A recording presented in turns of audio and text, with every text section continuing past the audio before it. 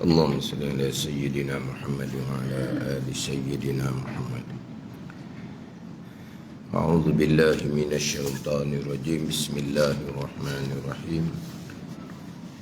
الحمد لله رب العالمين، والصلاة والسلام على سيد المرسلين وعلى آله وصحبه أجمعين. رب اشرح لي صدري ويسر لي أمري واحلل عقدة من لساني يفقه قولي. سبحانك لا علم لنا إلا ما علمتنا إنك أنت العليم الحكيم. ولا حول ولا قوة إلا بالله العلي العظيم. Kitab Hidayatus Sibyan, muka surat 2, bahagian kedua daripada bawah. Qala al-muallifu rahimahullahu ta'ala wa nafa'ana bi'ulumihi amin. Keenam daripada 6 rukun iman. Keenam daripada 6 rukun iman, wajib percaya kita, wajib beriman dengan untung baik dan jahat. Itu daripada Allah Subhanahu wa ta'ala, daripada qada dan qadar Allah Subhanahu wa ta'ala. Bermula untung baik yang datang daripada qada dan qadar Allah, iaitu iman dan ta'ah. Beriman seseorang, melakukan ketaatan seseorang adalah datang daripada qada dan qadar Allah Subhanahu wa ta'ala. Dan untung jahat yang datang dari qada dan qadar Allah, iaitu kufur dan maksiat. Kufur seseorang telah diqadakan, telah dikehendaki, ditentukan, ditetapkan oleh Allah Subhanahu wa ta'ala, yang bersifat dengan iradah pada azal. Saat seseorang tu kufur adalah datang daripada perbuatan Allah Subhanahu wa ta'ala yang bersifat dengan kudrah. Berlaku perkara maksiat telah diqadakan oleh Allah pada azal. Allah telah menghendaki, Allah telah menentukan, telah menetapkan pada azali. Saat berlaku perbuatan maksiat, ianya adalah perbuatan Allah Subhanahu wa ta'ala yang bersifat dengan kudrah. Ini rukun iman yang ke-6. Kemudian wajib kita beradab dengan Allah Subhanahu wa ta'ala, dengan bahawa jangan sesekali kita menyandarkan perkara yang jahat kepada qada dan qadar Allah Subhanahu wa ta'ala. Bahkan perkara yang bukan maksiat sekalipun, perkara yang dak molek, dak comel, walaupun tidak maksiat, tidak berdosa sekalipun, tidak boleh kita sandar kepada qada dan qadar Allah. Nisbah, adab, percakapan, pegangan jelas nyata di rukun iman yang ke-6. Wa tu'mina bil qadari khairihi wa syarrih. Kata Nabi, sabda Nabi sallallahu alaihi wasallam, dan engkau beriman dengan kehendak Allah, ketentuan Allah dan perbuatan Allah. Perkara baik datang daripada kehendak dan perbuatan Allah. Wa syarrihi, dan perkara jahat datang daripada kehendak Allah dan perbuatan Allah Subhanahu wa ta'ala. Itu jelas pegangan adab percakapan yang baik daripada Allah, yang tak baik datang daripada diri kita sendiri. Menyandarkan perkara jahat kepada qada dan qadar Allah, hukumnya adalah haram.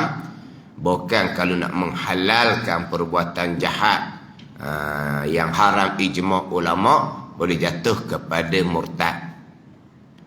Ni kena jagalah. Ni kadang-kadang orang ni dia memperalatkan qada dan qadar pada tempat yang tak betul. Ni kena jaga. Time buat baik, tolong orang, tapi bukan tolong orang sukarela guna duit poket sendiri. Hanya tolong orang kerana menjalankan tugas, yang memang menjalankan tugas tu sudah digajikan, telah diupahkan. Tolong pula dengan duit kerajaan, bukan duit poket. Tapi kita panggil tolong lah. Kita tak nafikan dia tolong, tapi sebenarnya dia memang digajikan, diupah supaya buat kerjaan ni. Lepas tu tolong pula dengan duit kerajaan dah. Duit kerajaan, duit orang ramai dah situnya. Tapi tak apalah, panggil tolong orang. Tiba-tiba tanya tolong orang, akulah. Kalau tak kena aku, mu ke belum lama dah. Mu jangan wahad. Mu jangan lari ke lain. Mu kena ikut aku. Mu kena sokong aku. Kamu dah ikut aku, dah sokong aku potong, aku kerak mu. Aku dah beri bantuan ke mu. Hak ni manusia apa seumur. Aku ni aku. Dia. Walahal kalau duit poket sendiri pun tak boleh cakap gitu. Hak duit poket sendiri tak boleh cakap gitu. Ini hanya makan gaji, diupah untuk buat kerja tu. Dia buat akulah, kan aku. Kalau kan aku kebuluh lama dah mu. Pada ni. Siapa tanya nak zoling pula, orang yang sepatutnya dapat sebab dia punya apa ni? Dia punya kategori apa panggil? Kan satu-satu bantuan kerajaan tu kan dia ada dia punya apa? Kategori tau. Orang tahap ni dia lah. Kategori ni pun jangan main. Orang hak ni hak tomok yang kita bicara, hak sekitar yang ketiga tu lah. Orang yang zuhud, yang berpaling hati di dunia dengan orang yang tomok ni. Tomok orang pun tulis kat Rumi, T-A-M-A-K. Tomok ni bahasa Arab, to mim ain. Jadi saya sebut kod bahasa Arab lah, tomok. Dia kata ustaz ni ngajar tomok, tamak. Dia pun tulis T-A-M-A-K. Itu bahasa Melayu, tamak. Ni to mim ain, tomok. Kategori ibu tunggal. Kategori ibu tunggal, bantuan kategori ibu tunggal. Dapatlah dianya bantuan hak ibu tunggal. Walaha bapak tunggal ada lagi di rumah. Bapak tunggal tu ada lagi di rumah. Tok laki ada. Tapi tegamu ambil bantuan ibu tunggal. Ada pula hak ambil bantuan ibu tunggal ni tak pernah ada pun bapak tunggal, anak dara tua. Tak menikah lah. Tapi dapat juga bantuan ibu tunggal. Tak pernah ada pun bapak tunggalnya. Ni tak ada hukum dia panggil. Dia tak ada hukum. Dia gomoh je. Tak ke mana orang seumpama ni. Dapat duit dengan cara yang salah, tak akan ke mana. Tapi dah tomok. Gitulah. Orang ni kalau ikut kategori, dialah hak paling layak. Tetapi yang digajikan, yang diupah, yang diamanahkan tadi ni, dia nak tak puas hati. Kenapa begitu begini dia pun tak beri bantuan. Isi borang lah kawan ni, isi lah. Tak pandai isi, minta orang tolong isi. Supaya ada cok, dicarilah cok. Walaupun masa nak terima cok tu, habis katalah, habis indi. Tak apalah, apa? Wak tebal muka lah. Wak tebal muka lah. Padahal nak cok je. Macam-macam kata masa nak cok. Ini semua mahsyar belaka. Kita bukan hidup atas dunia sahaja. Kita menyakiti orang, kita memperkecilkan orang, kita memalukan orang. Itu semua dosa dengan anak Adam. Tak akan lepas dengan haji mabrur. Kena minta maaf. Kalau tidak merangkaklah di mahsyar, akan dibayar dengan pahala kita. Ingat baik ni. Tak ada ni. Tuan beri kuasa sikit je. Kuasa tu pun digaji, diupahnya untuk khidmat. Tapi lupa diri. Dia ingat ke dia hidup atas dunia, setakat tu mati senyap jadi tanah, hilang gitu je dia ingat. Ini mahsyar. Punyalah kata mana janji boleh lah. Ada sign cukup lengkap. Sampai di tempat atau tu ke, ni tak boleh ni. Duit siapa nak beri tu? Duit rakyat. Dah dia bukan rakyat. Dia rakyat juga tapi dia ikut kita. Dia pun buat. Siapa masa nak terima bantuan, nantilah kawan ni sebab dia hak paling layak. Apa-apa yang diperlukan sudah dilengkapkan. Tak ada bahagian nama tak naik. Dia pun kita tanyalah dengan pihak berkenaan. Jawapannya macam mana? Tuhan tetap dah, kamu tak ada rezeki, tu qada, kena redha lah. Disandar ke Tuhan. Hak rupa buat baik kerana memang digaji diupah. Akulah, kalau tak ada aku bulu lama dah mu. Lain ni buat zalim, ni zalim ni dosa dengan Adam ni, ingat baik. Tengok zalim, qada. Kalau dah bukan rezeki kamu, tak ada lah tu. Qada. Kena redha, kena terima. Tak ada rezeki lah tu. Dia buat zalim, sandar kepada qada. Ni. Ni manusia apa seumpama ni, wallahu alam lah. Orang panggil tak ada agama. Tapi terkadang orang cakap gini, mai abang dok tinggal berjemaah di masjid. Tapi angkuh sombong seumpama ni. Ada ni. Perkara baik, aku. Kalau tak ada aku, dia buat zalim, Allah qada. Tak ada rezeki. Ni dah ni. Tapi buat baik, alhamdulillah, rezeki masing-masing. Tapi buat zalim, jangan buat zalim. Kalau buat zalim juga, janganlah. Jangan salah faham pula. Jangan pula kata buat zalim boleh. Tapi kalau ditanya, aku yang buang borangmu, aku yang sekat. Bukan kata boleh buat zalim kemudian sandar pada diri. Tapi jangan buat zalim. Tapi buat zalim sandar kepada qada. Dua kali salah situ. Jangan buat zalim lah, itu dosa dengan anak Adam. Masyar tak lepas kitanya. Tapi orang sombong, orang angkuh ni atas dunia, buka dada lah. Buka dada. Kadang-kadang orang seumpama ni di atas dunia pun apa dia? Tuhawi balak macam-macam balak dah. Hak buka dada atas dunia terlantar. Tak mati lagi tu. Ni orang sombong dia panggil. Jangan perkara yang tak baik, perkara yang jahat dan zalim, jangan sesekali menyandar kepada qada dan qadar Allah Subhanahu wa taala. Bukan makna boleh buat jahat, bukan makna boleh buat zalim. Janji jangan sandar kepada qada dan qadar. Buat jahat, buat zalim ni memang tak boleh. Tu tetap orang maklum lah kedah. Kalau kamu buat, jangan kamu sandar kepada qada dan qadar. Jangan sping pula. Ustaz ngajar boleh buat maksiat, boleh buat zalim, tapi jangan sandar ke Tuhan. Tak menasabah langsung lah boleh buat perkara maksiat. Tak menasabah langsung lah boleh buat perkara zalim. Cuma kalau disandar pula kepada Allah Ta'ala, dua kali dosa. Dua kali dosa. Yang baik daripada Allah, yang tak baik datang daripada diri kita sendiri. Itu adab percakapan. Kemudian kita balik pada umbi. Baik qada dan qadar, jahat qada dan qadar. Kita ahli sunnah wal jamaah. Maka di sisi ahli sunnah wal jamaah, ni naik setangga lagi. Naik setangga pun tak lari daripada hak permulaan kita, hak kita duk bicara sekarang. Rukun iman yang keenam, baik dan jahat qada dan qadar. Tak lari lagi tu. Cuma naik setangga. Naik setangga ni kalau kita kita jadi pelik kembali, tak apa nak lekat ni hak tajuk kita ni. Baik iman dan taat qada dan qadar, jahat, kufur dan maksiat qada dan qadar. Situ. Jadi nak ambil daripada hak tajuk rukun yang keenam ni. Ahli sunnah wal jamaah, di sisi pegangan ahli sunnah wal jamaah, qada Allah dan redha Allah tidak berlaziman.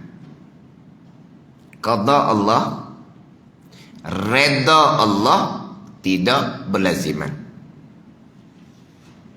Apa makna tidak berlaziman? Tidak berlaziman ni ayat kita.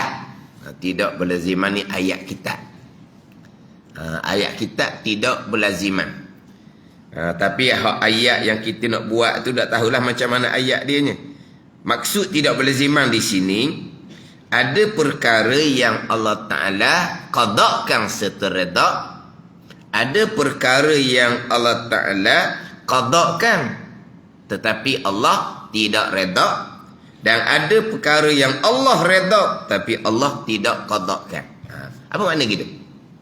Ada perkara yang Allah qadakkan serta Allah reda. Ada perkara yang Allah qadakkan serta Allah tidak reda. Ada perkara yang Allah reda tetapi Allah tidak qadakkan. Itu makna tidak berlaziman. Kena tak tu? Ini ayat kita ni tidak berlaziman. Ayat kita macam nak letak. Makna bukan kata Allah qada pasti Allah reda. Allah tidak reda pasti Allah tidak qada. Itu lain. Allah qada, Allah reda lah mungkin dia qada. Allah tak reda tu, Allah tidak akan qada kan sebab Allah tidak reda. Tu dipanggil berlaziman. Faham tak ni? Hak tidak berlaziman gini. Allah qadakkan serta Allah reda. Ada perkara yang Allah qadakkan tapi Allah tidak reda. Perkara tu Allah reda tapi Allah tidak qadakkan. Itu makna tidak berlaziman.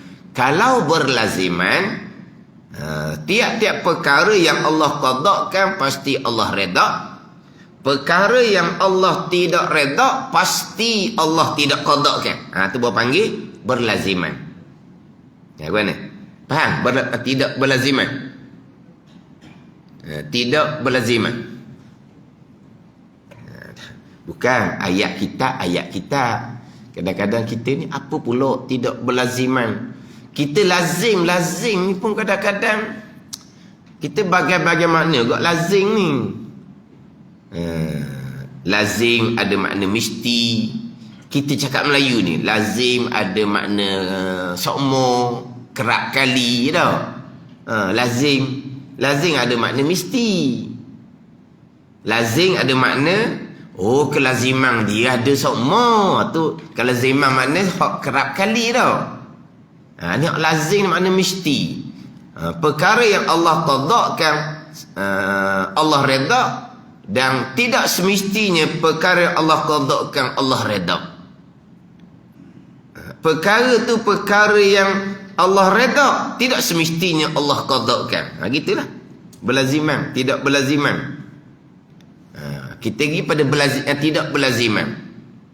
Gimana? Boleh faham tau.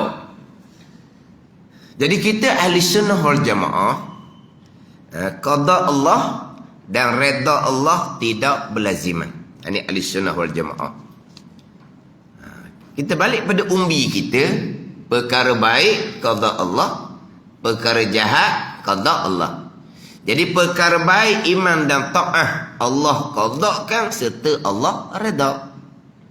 Allah reda kan?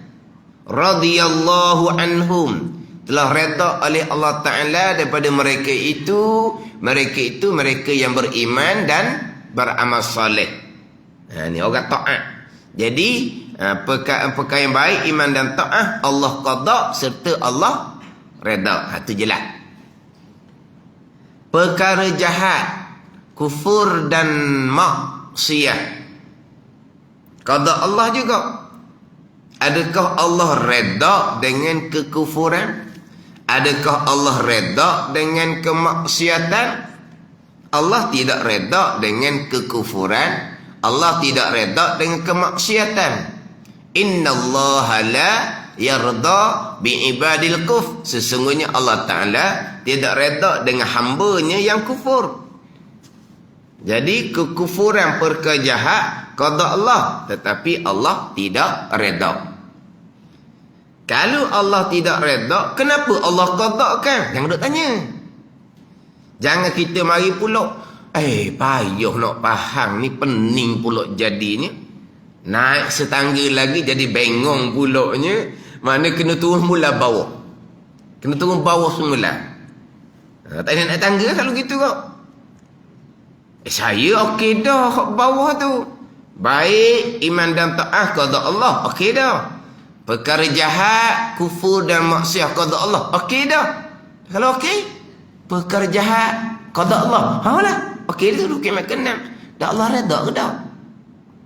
Oh ya sungguh dah Allah tak redha. Dah Allah tak redha, kenapa Allah qada kan? Yang nak tanyalah kejayaan Allah. Tu kata ni naik setangga tajuk ni dia maknanya kalau naik setangga ni kalau kita jadi pening semula, bengong semula tu kena turun balik. Kena turun balik di tajuk kita ni. Baik jahat qada dan qadar. Jadi perkara jahat kufur dan maksiat qada dan qadar Allah. Qada Allah pada azal dan qadar perbuatan Allah. Jadi kufur dan maksiat qada Allah. Dah Allah redha ke dah? Pasti Allah tak redha. Itu panggil tidak berlaziman. Ada perkara Allah qadakan serta Allah redha, perkara baik. Ada perkara yang Allah qadakan tapi Allah tidak redha, perkara jahat, kufur dan maksiat. Kenapa Allah qadakan perkara yang Allah tidak redha? Jangan duk tanyalah kejayaan Allah. Di situ je. Kalau kita tak terfikir kita lah.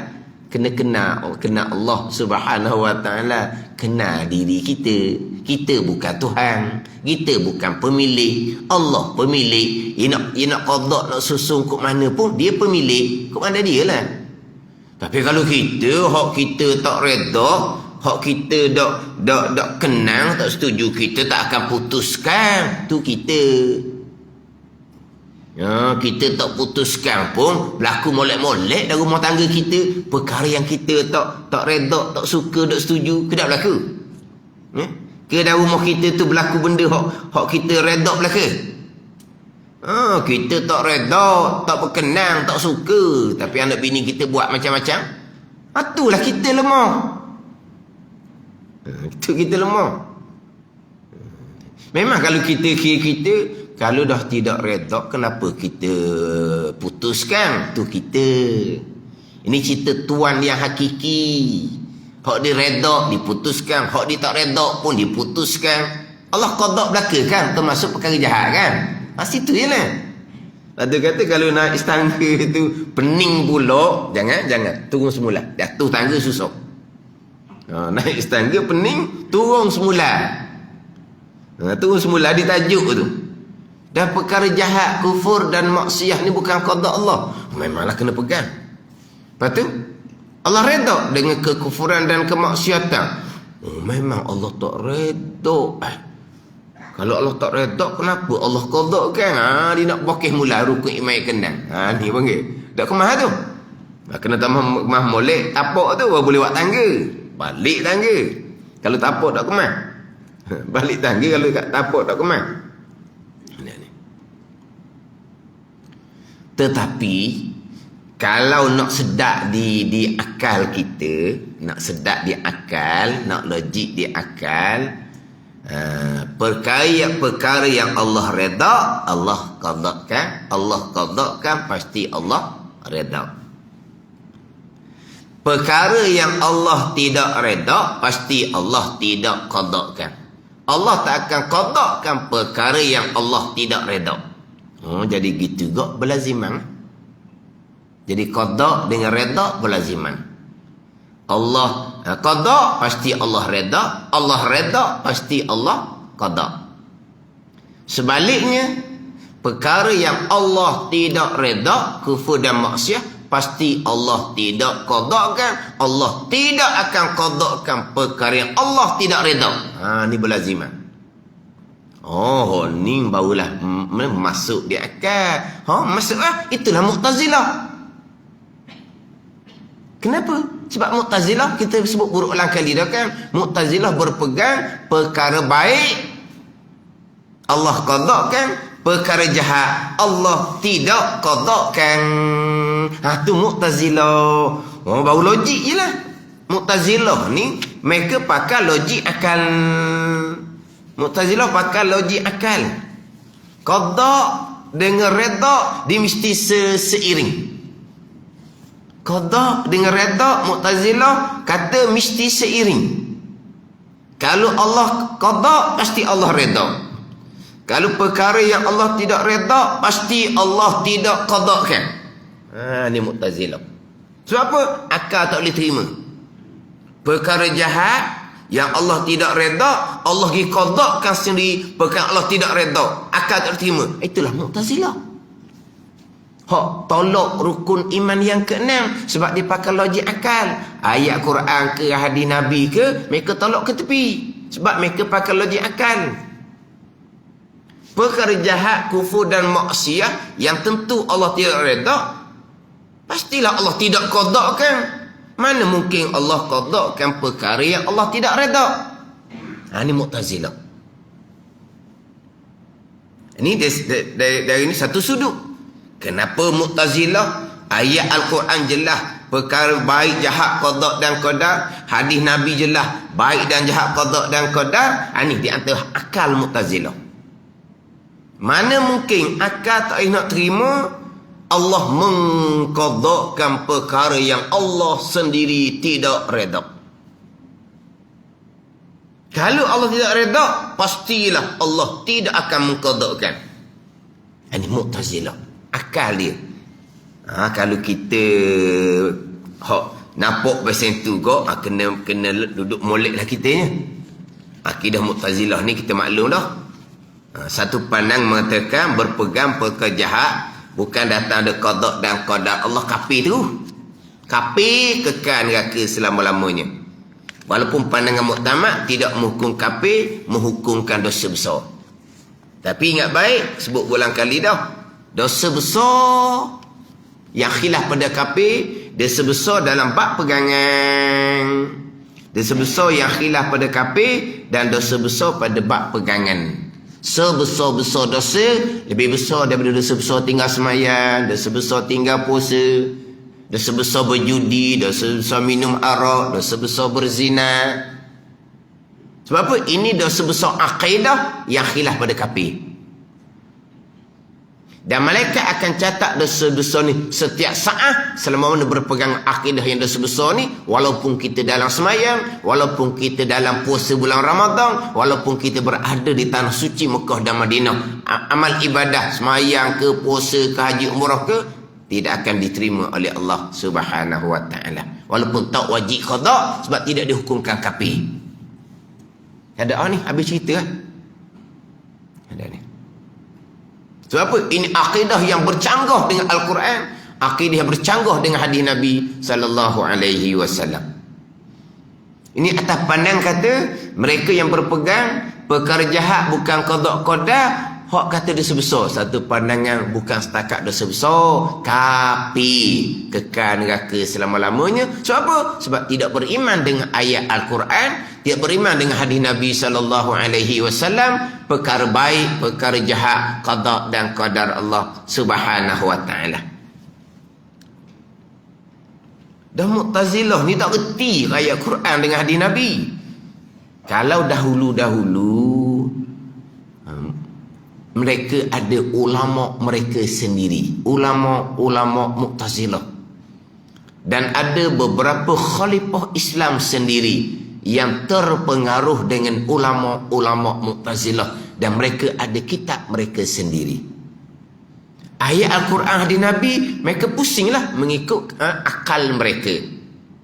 Ini Mu'tazilah. Mana bukan orang sebarang Mu'tazilah ni. Kalau kita balik kepada sejarah hak ulama-ulama Mu'tazilah, bukan sebarang-sebarang. Mereka ada pengikut yang ramai, mereka ada kitab. Tapi Tuhan uji dengan ulama Mu'tazilah pada masa dahulu. Tuhan sertakan dengan ulama-ulama ahli sunnah yang hebat-hebat. Akhirnya pahaman mereka akhirnya jadi malak. Lama-lama jadi malak. Mula-mula naik. Apabila dibenterah, dihuraikan oleh ulama ahli sunnah ni, akhirnya lama-lama jadi malak. Bayangkan kalau tuan uji pada masa kita sekarang, memang ada ulama Mu'tazilah yang memang hak jenis hak alim, berpengaruh, berkitab. Macam mana kalau tuan uji sekarang? Tapi Tuhan uji dengan perkara yang kita mampu nak hadapi. Tuhan ada uji mana? Sebab apa? Sebab kita ahli sunnah pun tak kemah mana. Ada uji manalah dengan akidah Mu'tazilah. Walaupun ada dalam rakaman-rakaman, tapi hak rakaman-rakaman yang hura ikut akidah Mu'tazilah tu bukan ulama, ustaz-ustaz biasa je. Ustaz-ustaz biasa, orang fardhu ain pun kadang-kadang tak lepas. Tapi nama ustaz juga. Akhirnya dia duduk ustaz jadi tuan guru, jadi asyikh. Gitulah. Dinaikkan gelaran pangkat oleh murid yang jahil. Tapi adakah mereka ulama yang sebenar? Tidak pun. Cuma mudah je sekarang ni diulamakan, diustazkan, disyekhkan, dituan gurukan. Jangan sekarang ni pandai berbicara, naik. Boleh buka pondok, boleh buka apa, berjuta-juta orang infak. Berjuta-juta orang infak nak dia buka pondok. Tapi dia macam mana? Berkemampuan ke tidak? Orang awam tak reti nak nilai. Orang awam tak reti nak nilai. Dia nilai kot pandai cakap je. Dah sedekah tu boleh pahala ke tak? Boleh pahala. Tapi pahala berpanjang ke tak? Kalau dia ajar dengan ajaran sebenar, pahala berpanjangan. Tapi kalau dia ajar salah, lah, nak ada pahala di mana kita?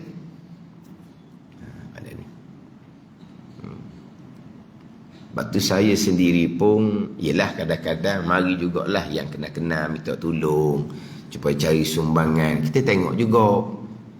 Kalau tak padang layak, buka pondok, ngajar kapung, sudahlah. Ilmu ada Tuhan beri tu, ajarlah orang kapung, ajar budak-budak muda kapung, anak-anak kapung.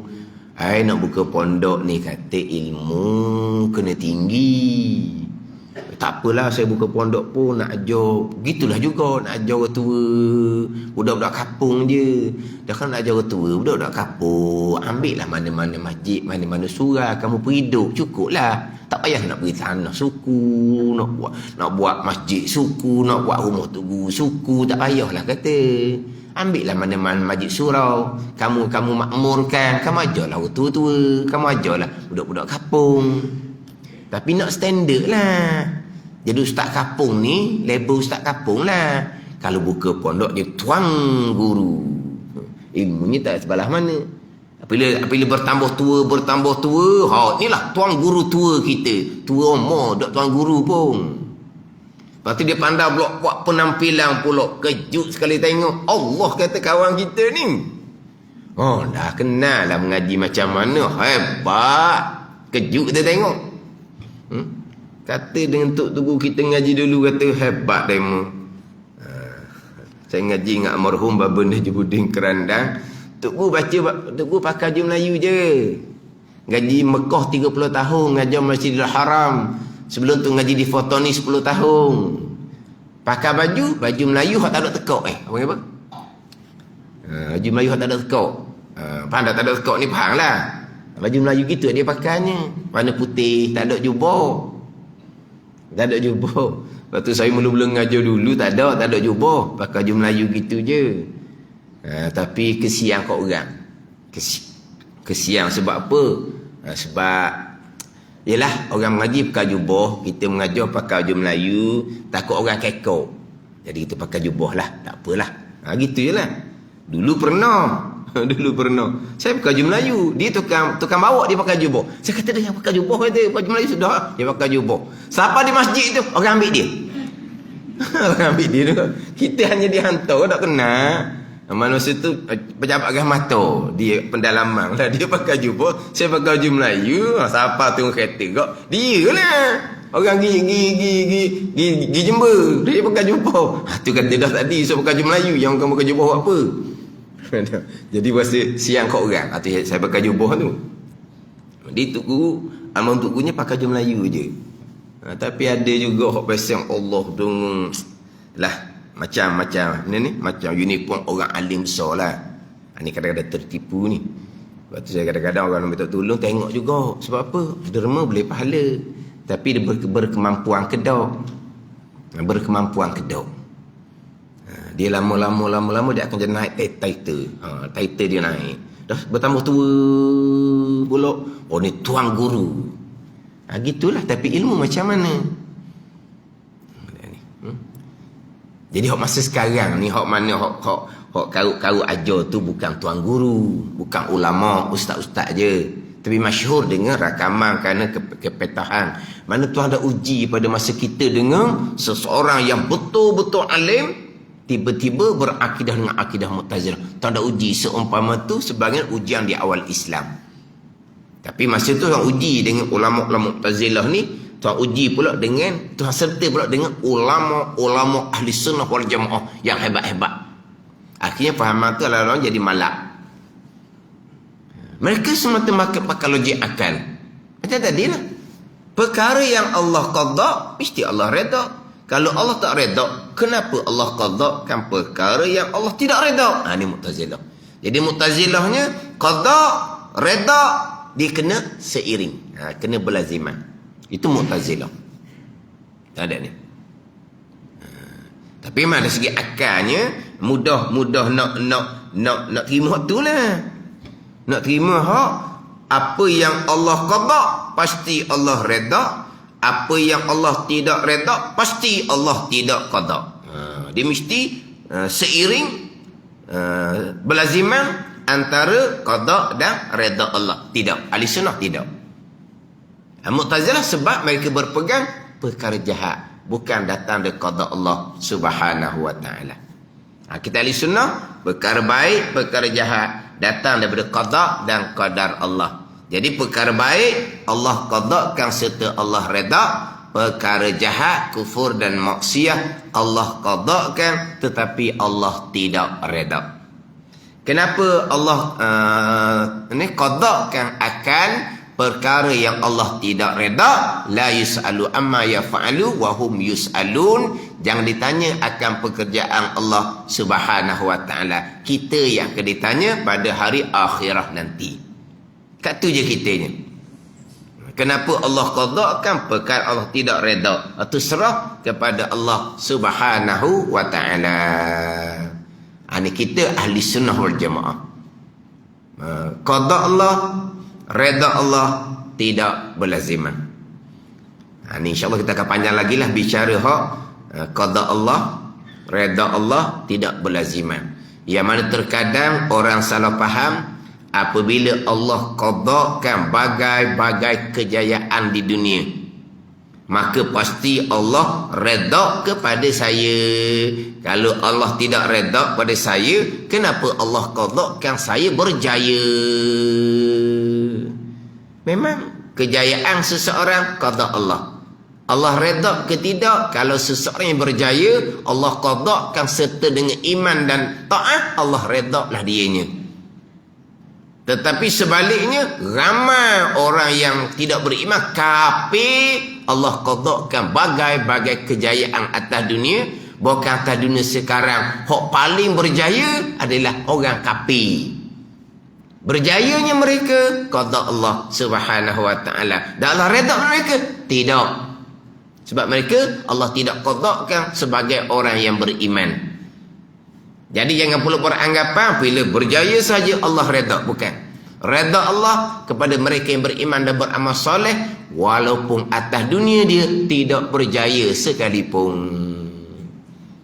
Sebab ada orang dia buat satu pekerjaan tidak berjaya, dia buat satu pekerjaan tidak berjaya. Kemudian dia pula mengikuti satu-satu jemaah, mengikuti satu-satu jemaah orang minat agama lah. Kemudian dia pun mengikuti satu jemaah pula. Pada masa dia mengikuti satu jemaah ni, Tuhan qadakan dia berjaya dalam pekerjaan dia. Dia masa dahulu satu jemaah diikuti, tapi pekerjaan dia tidak berjaya. Di satu masa tu berjayalah pekerjaan dia. Jadi perniagaan dia tu jadi berjaya. Maka dia kata jemaah yang diikut tu adalah jemaah yang sebenar. Sebab apa? Sebab Tuhan qada dah dia berjaya sekarang.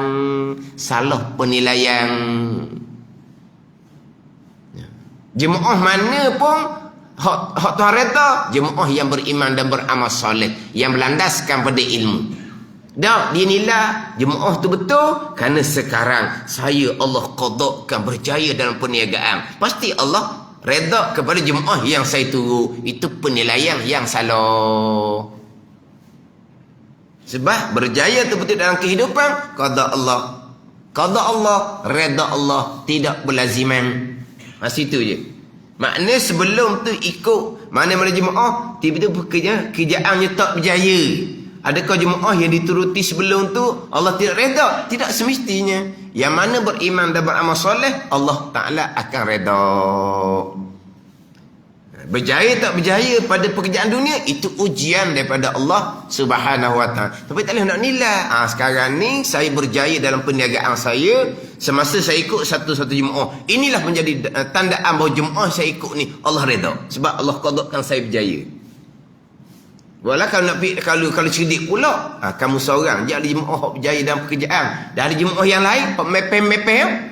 Hak tak berjaya tu macam mana pula? Dan kalau nilai dia berjaya, berarti jemaah tu Tuhan reda. Ahli jemaah tu sendiri pun ramai juga tak berjaya dalam kehidupan. Ada. Jadi Tuhan reda, dah reda lah pula. Dia buat penilaian tu salah. Apa yang berlaku berjaya tak berjaya adalah qada Allah Subhanahu Wa Ta'ala. Tapi qada Allah, reda Allah tidak berlaziman. Allah qada segala-gala baik dan jahat. Allah reda kepada mereka yang beriman dan beramal soleh. Allah Ta'ala reda, radiyallahu anhum, reda Allah Ta'ala daripada mereka itu, mereka yang beriman dan beramal soleh. Jadi minggu depan sambung lagi lah berkaitan dengan akhir ahli sunnah wal jamaah. Qada Allah, reda Allah tidak berlaziman. Wallahu a'lam.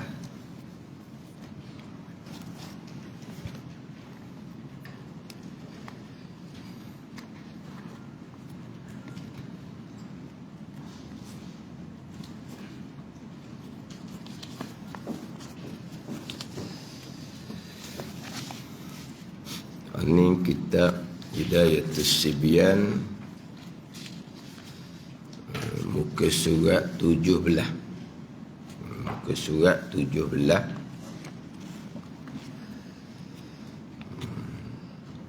Baris yang ke-7 daripada bawah.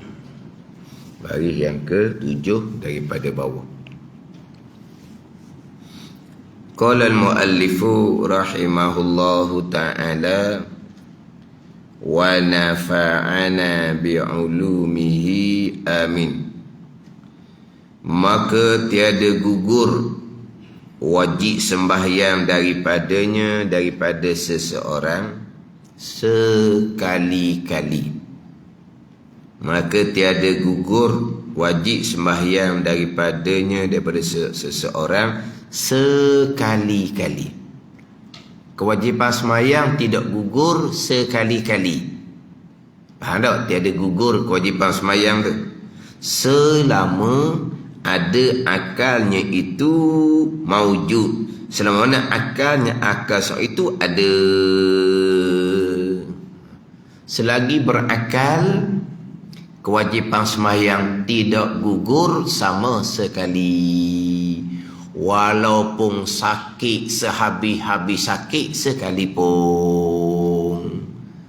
sampai ke tinggal kulit, tinggal tulang sahaja, selagi berakal, selagi itulah kekal kewajipan sembahyang. Hak kita baca minggu lepasnya, nak isyarat dengan mata pun sudah tidak mampu, sebab mata pun sudah tidak boleh dibuka. Wajib memperlakukan sembahyang dengan hati. Memperlakukan sembahyang dengan hati maksudnya perpindahan rukun fi'li kita tu dengan hati. Bukan sembahyang dengan hati ni niat saja aku sembahyang fardhu zuhur 4 rakaat kerana Allah, sudah dah. Itu bukan memperlakukan sembahyang hati, itu baru niat. Ini bukan niat, memperlakukan sembahyang hati. Hak mana yang nak memperlakukan sembahyang hati ni? Untuk rukun fi'li yang tidak boleh diisyarat dengan mata. Boleh isyarat dengan mata. Masa rokok, pejam. Allahu Akbar, pejam. Masa i'tidal, buka mata. Sami Allahu liman hamidah, buka mata. Mana apa tu? Tu tak payahlah memperjalankan rokok i'tidal dengan hati. Sebab boleh isyarat dengan kelopak mata. Ada ni. Adapun nak isyarat pada rokok i'tidal, sujud, duduk, antara sujud, mata tak boleh nak buka. Itulah barulah memperlakukan sepada dengan hati. Hak rukun fi'li. Rukun qauli wajib dibaca macam biasa. Takbir kena sebut. Fatihah kena sebut, kena baca. Tasyahud akhir, selawat, salam kena sebut, kena baca. Siapa satu peringkat lidah pun tak boleh nak baca dah, barulah baca dengan hati. Ada ni. Dia rukun qauli ni rukun bacaan. Rukun qauli dia panggil rukun bacaan. Bila sebut kata bacaan, kena keluar bunyi, kena dengar di telinga, baru dia panggil bacaan. Kena faham situ. Sebut kata bacaan, ni telinga kena dengar. Membaca Al-Quran, telinga kena dengar. Membaca zikir, membaca selawat, telinga kena dengar. Dia orang haid contohnya. Dia hanya menggerakkan bibir mulut sahaja, tanpa keluar bunyi. Membaca Al-Quran, tidak dihukumkan membaca Al-Quran. Tak haram lah. Dia haid, haram membaca Al-Quran. Apa dia membaca Al-Quran? Keluar bunyi, telinga dengar, dipanggil membaca. Tapi kalau bibir mulut dia bergerak, suara tak keluar, tapi bibir mulut bergerak ni, membaca Al-Quran lah bagi dia. Tapi suara tak keluar, dia dalam keadaan haid ni, tak ada haram sebab dia bukan membaca. Dia membaca dengan hati, tak panggil membaca dengan hati. Sebut kata membaca, ni, keluar bunyi, telinga dengar, dipanggil membaca. Kalau hanya gerak bibir mulut, tidak dihukumkan membaca. Jadi rukun qauli ni, rukun bacaan, kena keluar suara, kena dengar di telinga. Hak ada 5 rukun qauli itulah. Dengan takbirnya, dengan fatihahnya, dengan tasyahudnya, dengan selawatnya, dengan salamnya. Ada 5 tu kan? Wajib dengar di telinga. Membaca sunat ab'ad, membaca sunat hay'ah. Nak dapat pahala, ni kena dengar di telinga. Dapat pahala. Kalau nak dengar di telinga, tak ada lah pahala membaca sunat ab'ad, kunut tasyahud awal, membaca sunat hay'ah, doa iftitah ke, surah ke, tu. Nak dapat pahala sunat, ni telinga kena dengar. Suara kena keluar, telinga kena dengar, bukan hanya gerak bibir mulut. Dia panggil membaca. Tu rukun qauli. Tiba-tiba tidak boleh membaca. Balah rukun qauli tu pergi kepada bacaan dalam hati, barulah dibenarkan. Sama juga dengan rokok, i'tidal, sujud. Itu dia panggil rukun fi'li. Fi'li ni kena buat lah. Rokok kena buat, i'tidal kena buat, sujud kena buat. Kurang-kurang buat tu isyarat dengan mata. Suka-suka buat dah tu. Sekarang dia celek mata, sesal baca Fatihah, dia pun rokok, Allahu Akbar, dia pun pejam mata. Tu buat dah tu. Buat dah tu. Apa dia buat? Pejam mata tu fi'li dia. Asal fi'li dia ni rokok dengan tubuh.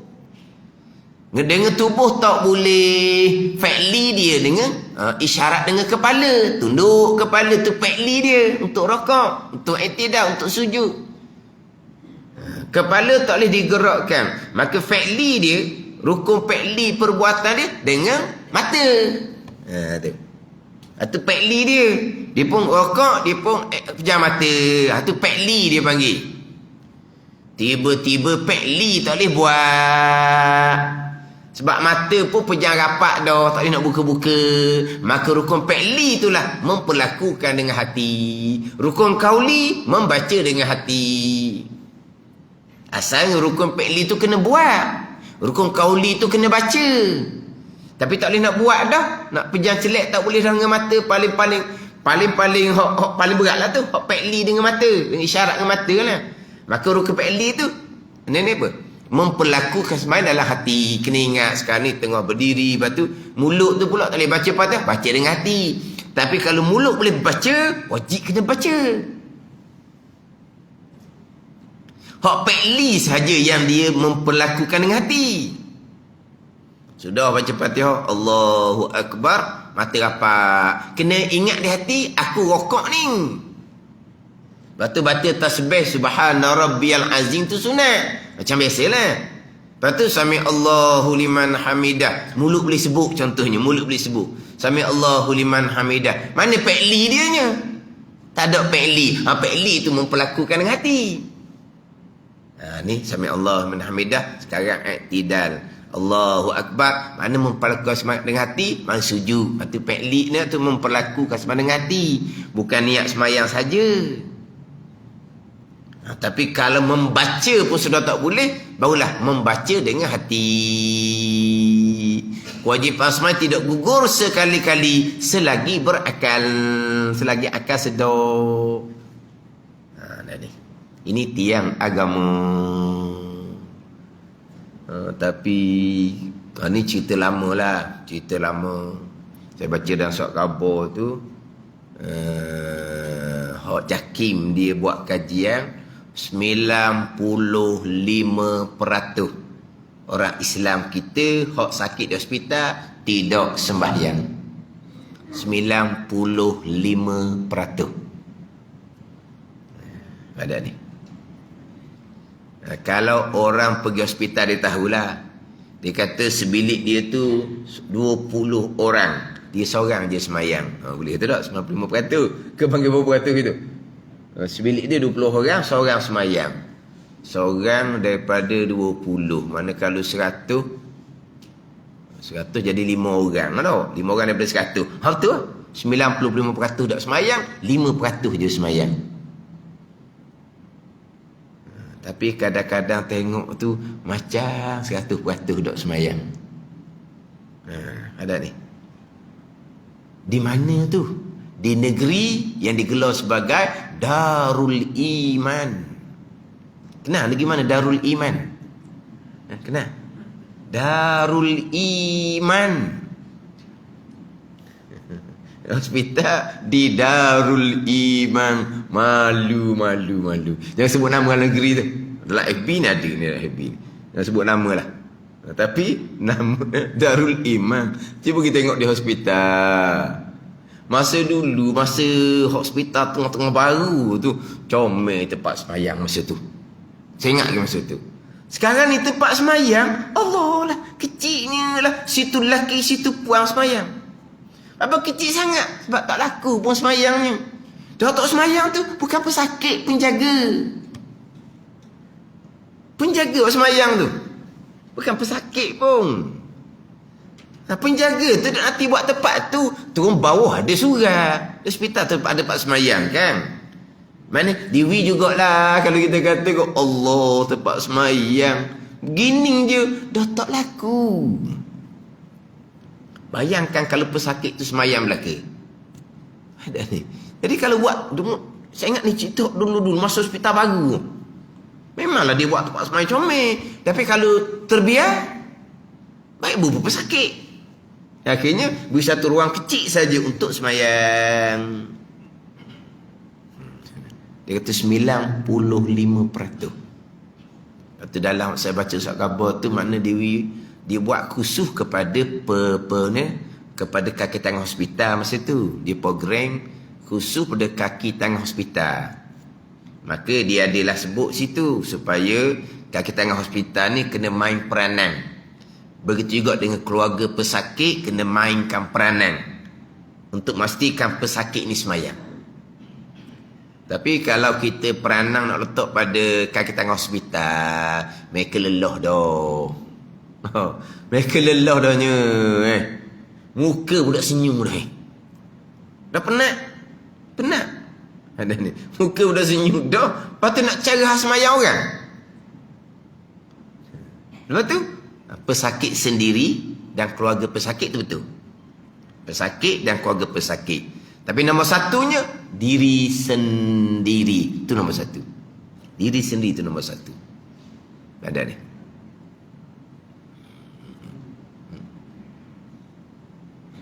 Oh ni siapa tak ingat dah dari segi hospital agak di Kelantan dulu melawat orang sakit. Oh tu hak suasana di Kelantan macam mana tak tahulah, cuma ada satu mokcik tu dia besang dia masuk hospital, dia gila melawat besang dia di Kelantan. Marilah seorang jururawat, mokcik tolong kok nasihat ke mokcik ni supaya semayang, sebab dalam wad ni dia seorang je tak semayang. Tu Allah ni cerita hak mokcik ni, hak mokcik Terengganu ni, hak besang dia di Kelantan. Jadi jururawat minta dengan ni mokcik Terengganu ni supaya nasihat, tapi dia kata dia pun tak tergamak juga, dia kata dia tak nasihat tu, tak tergamak dia kata. Tapi jururawat tu minta dengan dia. Dia tu memanglah tebuk tekok, dia kata orang lain berat lagi sakit semayang, dia tak mau semayang, dia tak semayang. Jadi muka jururawat ni berkali dah, yelah dia orang tua, dia mungkin orang muda gitulah. Jadi kebetulan mari dah ni hak keluarga ni besang lah daripada Terengganu, makna orang tua sama orang tua, dia minta mokcik ni supaya nasihat ni pesakit orang tua ni supaya semayang, sebab dia kata dalam wad ni dia seorang je tak semayang.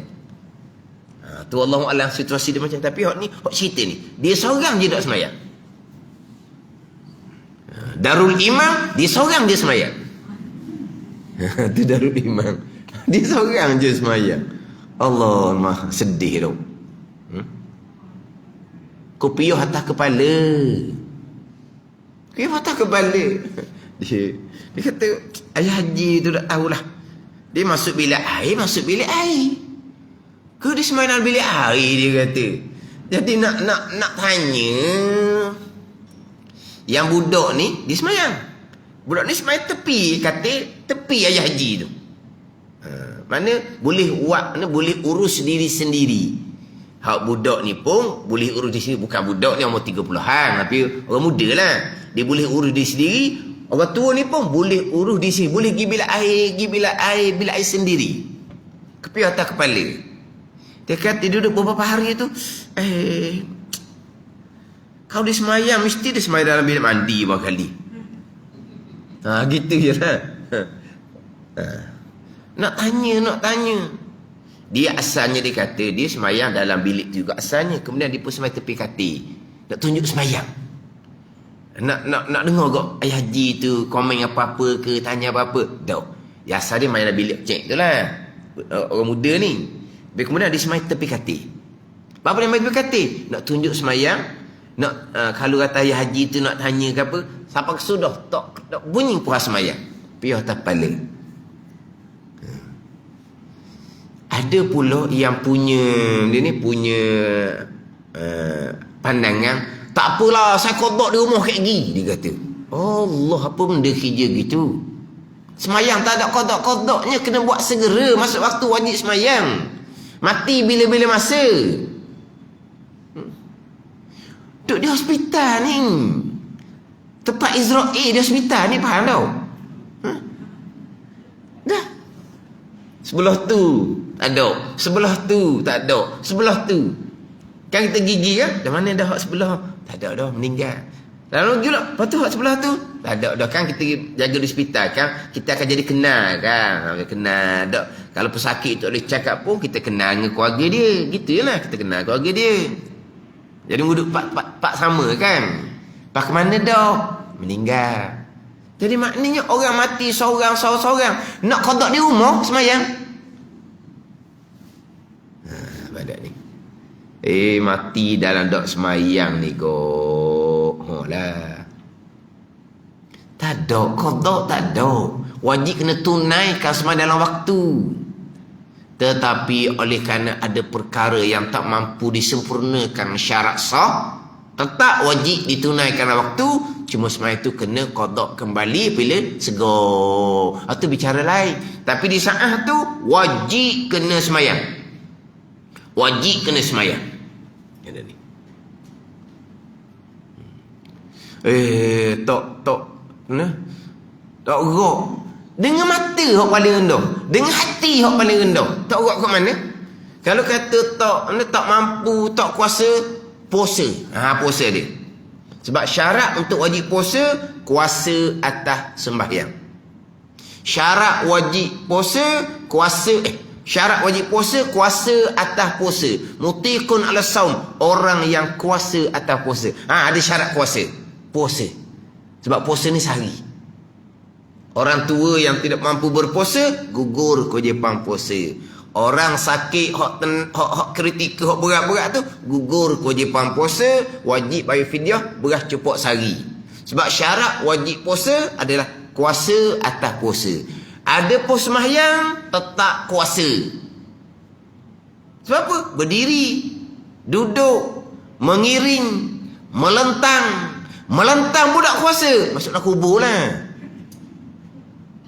Kuasa lah. Melentang tidak kuasa, meniarap. Lepas tu isyarat rokok sujud, angkat kepala. Kepala tak boleh angkat, tak kuasa. Kuasa pun jangan selek, tak kuasa pun jangan selek. Oh, mata tak boleh nak buka dah, memperlakukan sembahyang hati, tak kuasa. Sembahyanglah hak paling mudah sekali, hak paling kuasa sekali. Kita wajib sembahyang berdiri, dia boleh sembahyang duduk, kan sedap dia tu kan. Maknanya sembahyang yang paling mudah. Bertambah tak kuasa, bertambah mudah. Bertambah tak kuasa, bertambah mudah. Jadi tak ada alasan tidak kuasa, tak ada. Tu karuk belaka tu. Allah Maha mengetahui. Allah Maha mengetahui lah kamu tinggal sembahyang dengan sengaja. Kalau mazhab Hambali, murtad dah kamunya. Mazhab Hambali dia pakai zahir hadis. Man tarakas salata muta'ammidan faqad kafara jiharan. Sesiapa yang meninggalkan sembahyang dengan sengaja, maka kafir terang-terang, hadis Nabi sallallahu alaihi wasallam. Tapi mazhab Syafi'i kita kafir nikmat, bukan kafir agama. Mazhab Hambali kafir agama, murtad orang ni. Sesiapa yang meninggalkan sembahyang hal keadaan sengaja. Mazhab Hambali muta'ammidan, hal keadaan sengaja, termasuk pada masa sakit. Dia panggil sengaja juga. Jangan kata saya bukan sengaja tinggal sembahyang, sakit. Tinggal sembahyang dalam keadaan sakit, itu pun sengaja. Maka kafir murtad dah orang ni. Mazhab Hambali. Ada ni. Mati dalam keadaan sembahyang, jenazah orang kafir murtad ni haram dimandikan, haram dikapankan, haram disembahyangkan, haram dikebumikan di perkuburan orang Islam. Tohuklah mana-mana pun, tapi takut jadi penyakit, kambuhlah di mana-mana pun, tak ada nilai orang kafir ni. Itu mazhab Hambali. Kafir tinggal sembahyang ni, tinggal sembahyang dalam hal keadaan sengaja, termasuk sengajanya ketika sakit. Waktu saya ngajar di Masjid Ladang, masa mengajar mula-mula tu kita Fathul Mu'in, cerita buat orang tinggal semayang, hukum bunuh, bidarbi unuki, pancung leher, hukum bunuh orang tinggal semayang. Fathul Mu'in saya baca malam, malam ni lah lepas isyak, malam ni lepas isyak, Fathul Mu'in lepas maghrib Panawati, lepas isyak, pancung leher. Mazhab Syafi'i pancung kerana hukum hudud. Mazhab Hambali pancung kerana dimurtad. Mazhab Hambali pancung orang tinggal semayang, mayatnya buang je. Bukan buang lah, kamu lah mana-mana pun. Kalau buang jadi mudarat pula, sebab jadi ni jadi viral pula daripada bangkai tu. Bangkai lah bangkai, sebab kafir tinggal semayang. Mana mazhab Syafi'i pancung tapi hukum dia orang Islam lagi. Mazhab Hambali pancung, dia hukum kafir dah. Mayat dia buang je. Mengajar di Masjid Ladang, suara pula kuat, pula bunyi di hospital. Tu kadang-kadang. Tapi hospital ni orang bertukar ganti pesakitnya. Kata moleknya, kata hadis man tarakas salata muta'ammidan faqad kafara jiharan tu, sesiapa meninggal kepada sengaja maka kafir terang-terang tu, kena buat biar nyala lampu. Kafir buat nyala lampu. Siapa nak sembahyang kafir, jangan cerita kafir nikmat lah. Sebab mazhab Syafi'i kafir nikmat, tak ada betul kata je. Maka kafir terang-terang, biar bunyi suara. Tak sembahyang kafir terang-terang, tak sembahyang kafir terang-terang. Warna kamu Hok sakit dah, mati lalu lah Jepang ni. Hok sakit dah, pakai mati lah dianya. Dah, mani-mani tinggal semayang. Orang musafir dalam perjalanan, air dia cukup untuk wuduk dia. Minum, lepas tu untuk wuduk. Maka dia tak boleh tayamum lah. Air dia cukup untuk wuduk. Minum tu nombor satu. Kalau minum pun tak cukup, mana dia sama minum lah. Kalau wuduk tak cukup, pergi pada tayamum lah. Sebab wuduk boleh tukar pada tayamum. Dia cukuplah air untuk minum dan untuk wuduk. Tiba-tiba dalam perjalanan, berjumpalah dengan anjing yang dahaga. Air wuduk kita kena beri ke anjing tu, walaupun kita kena tayamum. Pandai ni. Tapi kalau dalam perjalanan tu jumpa babi yang dahaga, kita ada guna air wuduk kita. Pandai ni. Air minum kita waktu tu tak dah kita jaga. Air wuduk ni, perjalanan jauh lagi ni, jumpa dengan babi yang dahaga, tak boleh beri air wuduk kita tu. Kalau kita ada air lebih boleh beri, air wuduk tak boleh beri, sebab kita nak berwuduk. Babi, kalau anjing kita kena beri. Ada ni orang kafir yang dahaga air, keputusan orang kafir. Kafir mana ni? Kafir zimmi, kafir muahad, kafir musta'man. Dia kita kena beri minum ke orang kafir ni, sebab nyawa dia. Tapi kalau kafir harbi tak boleh beri minum. Kalau murtad tak boleh minum. Tak boleh beri. Air wuduk kita kena jaga, tak boleh beri. Pandai ni. Air minum kita tetap dah suku dah kita sipang. Air wuduk kita ni, berjumpa dengan anjing dahaga, beri air wuduk kita walaupun kita terpaksa tayamum. Orang kafir zimmi, kafir musta'man, kafir muahad ni, kita beri air wuduk kita untuk diminum walaupun kita terpaksa tayamum. Tapi kalau jumpa dengan babi, tak boleh guna air wuduk kita tu. Kalau ada air lebih tak apa. Kalau jumpa dengan kafir harbi, orang murtad, tak boleh beri air minum kita tu, biar dia mati ya. Satu laginya, tarikus salah, orang tinggal semayang, tak boleh minum air wuduk itu pada orang tinggal semayang. Tak boleh. Kita tu tak wajib berwuduk, walaupun tinggal semayang itu akan mati dahaga sekali, tak boleh air wuduk kita. Babi, kafir harbi, orang murtad, orang tinggal semayang, tak boleh air. Ni orang tinggal semayang, faham ke dok? Oh, jadi mudah-mudah tinggal semayang.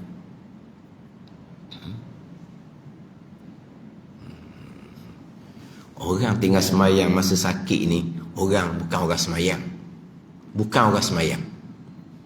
Orang semayang sebenar tertinggal kerana tertidur, hok tak berdosa pun. Mana? Kenalah satu pagi tidak tahulah jadi macam mana, sedar 7:30. 7:30. Syurut 7:10 minit. Mana sedar cerah. Tak berdosa. Tapi kita rasa macam mana? Rasa macam mana? Rasa sedap? Rasa bersalahnya lah. Apalah pagi ni pelik ni, siapa ke sedar cerah dunia habis subuh. Tak berdosa. Tapi kita rasa salah sangat-sangat. Ni tinggal semayang mani-mani, tak ada rasa apa. Nak qada kemudian, siapa ajar gitu? Orang yang seumpama ni bukan orang sembahyang. Orang sembahyang dengan ilmu akidah dia betul, mayabang dia betul. Ini orang yang bersenam saja. Dah tradisi, bukan orang sembahyang. Ada tradisi, faham tak? Ada tradisi. Hak kebiasaan, hak sama-sama masuk hospital payah. Tinggallah ada kebiasaan tu. Ke mana kita? Ada kebiasaan.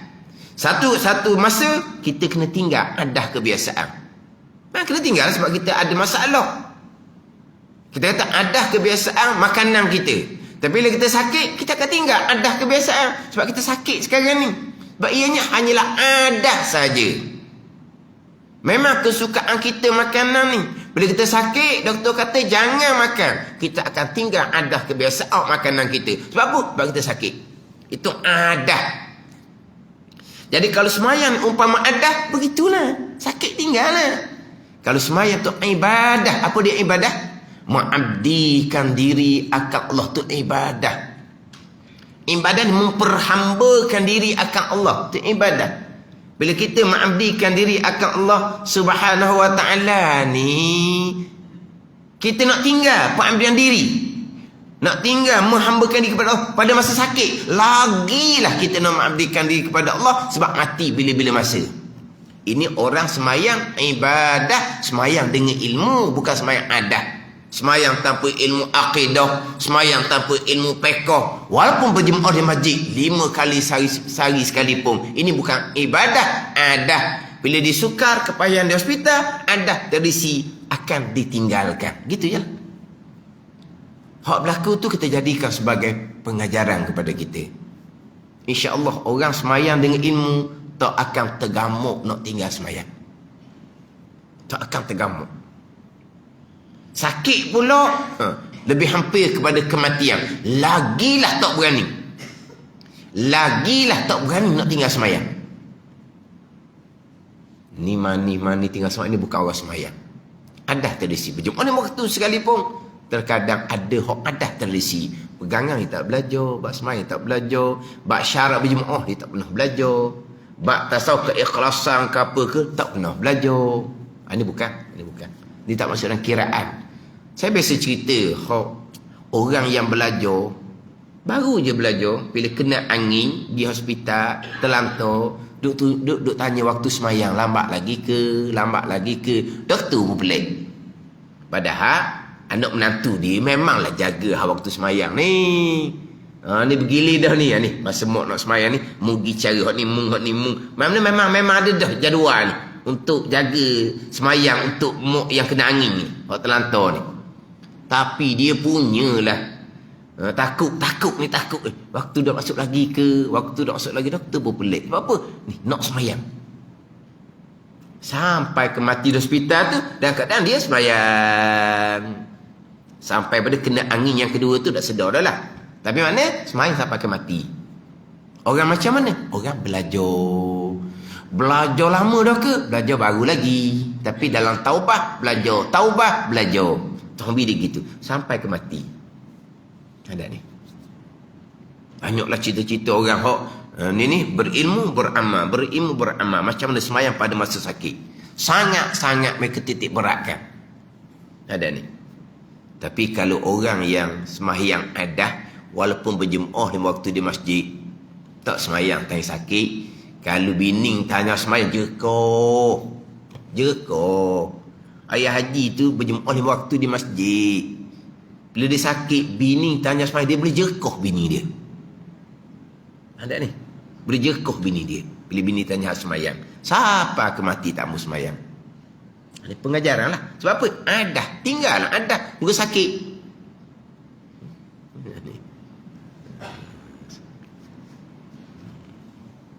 Ayah haji berjemaah 5 waktu. Macam-macam kisah lah. Dia duduk dengan anak menantu, anak perempuan. Dengan anak dia tak heran, dengan menantu dia segan. Menantu bunyi mutu, balik dari masjid. Bunyi mutu. Masuklah bilik pening kepala. Ni tengok drama. Ini cerita sungguh ni. Masuklah menantu dia, tengok anak dia ada.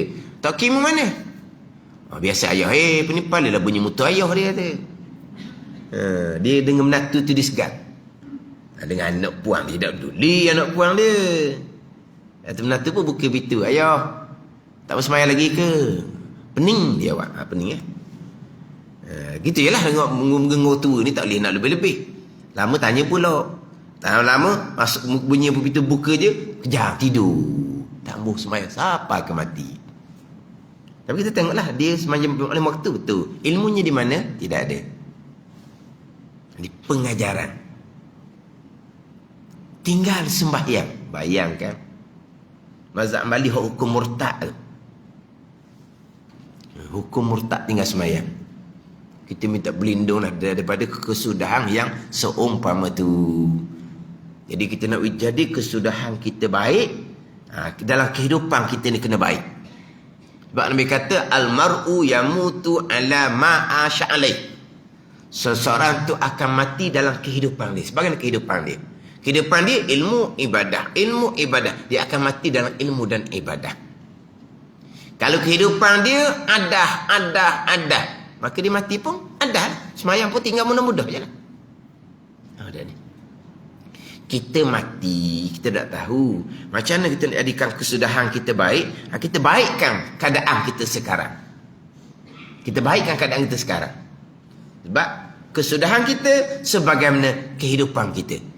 Kalau kita faham kita dengan ilmu dan ibadah, insya-Allah sampai ke mati ilmu dan ibadah. Hak belajar-belajar tak jumpa lagi. Cerita kemudian oleh keluarga meninggal, tamu semayang tak ada. Hak jumpa-jumpa ziarah kau, ceritalah hak bas semayang. Memang no sangat semayang, tunggu semua semayang. Kadang-kadang anak menantu pun susah lah. Sebab apa? Dia nak ikut jadual dia. Tak boleh dah lah jadual dia. Moga ikut jadual orang tolong lah. Jadual orang tolong lah. Tapi gitulah, orang tolong ni kena pandai lah. Ada ketika nak jamuk ke, nak apa ke, kena pandai lah pula. Yang menolong ni. Tak ada. Kewajipan semayang tidak akan gugur. Selagi ni. Walaupun sehabis-habis sakit sekalipun. Ini sembahyang, bukan puasa. Puasa memang dia menggunakan tenaga sehari tak makan. Bayangkan, kalau orang tua, orang sakit berat, gugur kewajipan. Ganti dengan fidyah berat cukup sehari. Sembahyang tidak. Selagi berakal.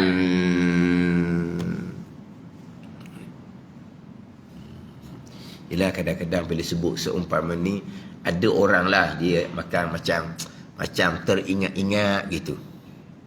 Teringat-ingat arwah lah dia kata, tambuh semayang. Ini hak pekat anak lah pula ni. Bila sebut tambuh semayang ni, memanglah teringat-ingat. Mohon kepada Allah lah. Moga-moga Allah Ta'ala mengampuni dosa arwah. Itu je lah. Tapi akan teringat-ingat. Tambuh semayang. Dia ni. Siapa ke mati tambuh semayang. Ni semua saya sebut ni orang berjemaah di waktu di masjid belaka. Bukan orang hanya dapat masjid malam 10 Syakban, bukan hanya orang dapat masjid hanya bulan Ramadan, bukan. Berjemaah 5 waktu. Tapi tanpa ilmu. Hak mari setahun sekali malam 10 Syakban tu ilmu duk mana wallahu a'lam atas masing-masing lah. Hak hanya mari masjid hanya bulan Ramadan tu atau atas masing-masing lah. Hak ni cerita ni bukan malam nisfu, bukan bulan Ramadan, berjemaah 5 waktu tiap-tiap hari. Tak ada di masjid, sama ada demam di rumah ataupun tak ada kapung. Gitu. Lepas taing sakit, tinggal semayang manis-manis. Mana apa? Kehidupan dia begitulah selama ni. Bukan semayang ibadah yang sebenar, hanya ada. Ibadah sebenar, semayang serta akidah. Ibadah sebenar, semayang dengan ilmu fiqh molek. Ibadah sebenar, semayang dengan ikhlas. Tak ada riak, tak ada ujub, tak ada takabur. Itulah semayang yang sebenar. Wajib memang tidak gugur selagi akal ni sedar. Walaupun sakit macam mana sakit sekalipun. Inilah hal sembahyang fardu. Hak berkaitan dengan berdiri menjadi rukun adalah sembahyang fardu. Adapun sembahyang sunat, maka harus padanya pada sembahyang sunat duduk serta kuasa berdiri. Yang sunat lain. Sebab berdiri menjadi rukun pada sembahyang fardu. Tidak menjadi rukun pada sembahyang sunat. Wallahu a'lam.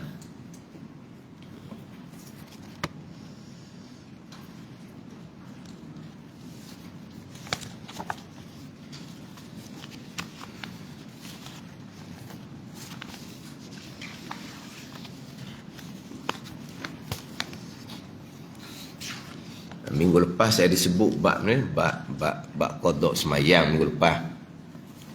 Ia mana-mana tempat sama je. Bila sebut kata bab qada semayang ni kau, lah.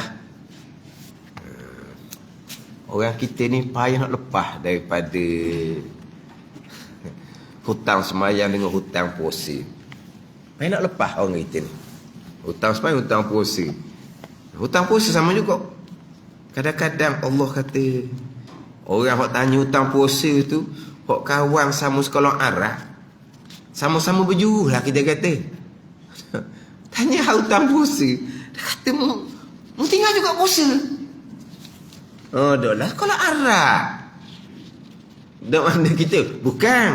Mana cerita ni budak juruh belaka lah ni. Bukan budak nano. Budak juruh belaka. Kata pun tanya apa hutang puasa.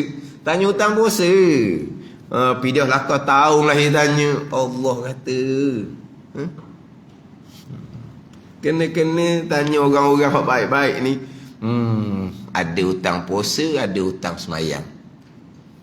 Ada hutang puasa, ada hutang semayang.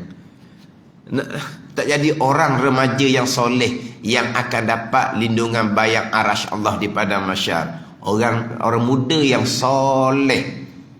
Mana kalau kita kata kau, tinggal semayang, tinggal puasa. Ada. Tanya ada hutang semayang, hutang puasa. Puasa lah. Maknanya minggu lepas sebut hutang puasa, hutang semayang, bab qada semayang.